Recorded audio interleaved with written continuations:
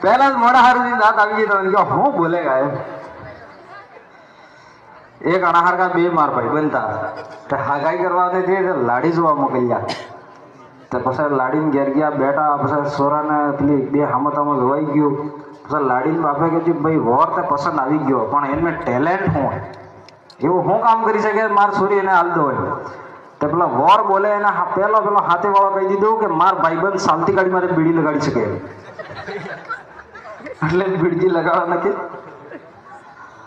આજનો જમાનો સ્ટેટસનો સ્ટેટસ એટલે વોટ્સઅપમાં કી બી ગયા કક ખાધું તે સ્ટેટસ પાડી મીંદી કે બેઠા તે સ્ટેટસ પાડી મીંદી